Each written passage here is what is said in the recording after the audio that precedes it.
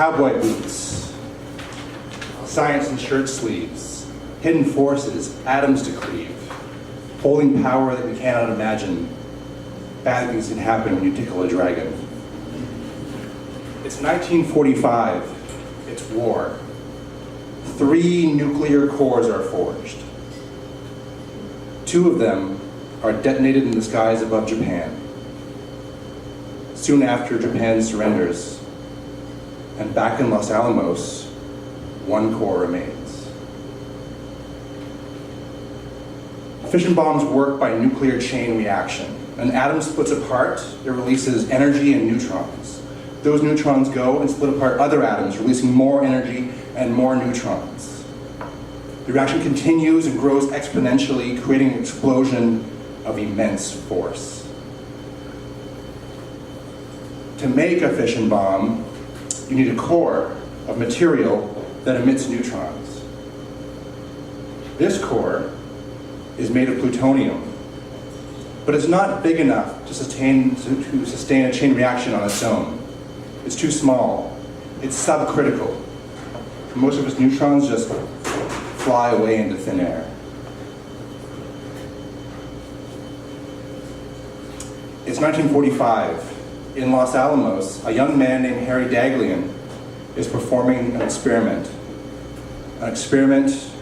on core number 3. He places bricks of tungsten carbide around the core. In doing so, he builds a wall that reflects neutrons back into the core. The more neutrons you reflect back, the closer the core becomes to critical. As he stacks the bricks, a scintillation counter in the corner ticks away, measuring the radiation that's coming out. Harry Daghlian brings core number 3 close to critical. He reaches for a brick and knocks it over. The brick falls on the core, there's a flash of blue light, a wave of heat on his skin. With his hand, he knocks the brick onto the floor, but it's too late. For a brief moment, core number 3 went supercritical. 25 days later, Harry Daghlian dies of radiation poisoning.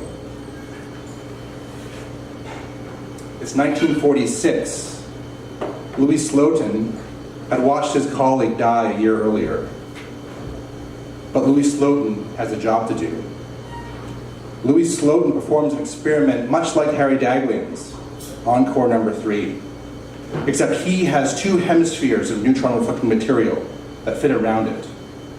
The core sits on one half of it, and the top half of the shield can slowly be lowered closer and closer to reflect more and more neutrons. Louis Slotin holds the shields just barely apart with a screwdriver. He slowly turns the screwdriver, bringing the shield closer and closer together. And then the screwdriver slips. A wave of heat, a flash of blue light. With his hand, he pulls the shield off and onto the floor. Louis Slotin is heard to remark, "Well, that does it." 9 days later, Louis Slotin dies. What immense power did Harry Daghlian and Louis Slotin see in that moment, in that flash of blue light?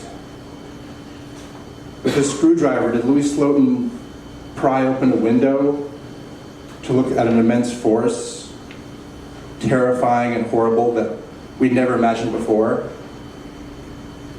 but that had always been there, asleep, silent as the atoms right here in my hand that once churned in a solar furnace? Those at Los Alamos found a new name for core number 3. They called it the Demon Core. Cowboy boots, science in shirt sleeves, hidden forces, atoms to cleave, holding power that we couldn't imagine. Bad things can happen when you tickle a dragon.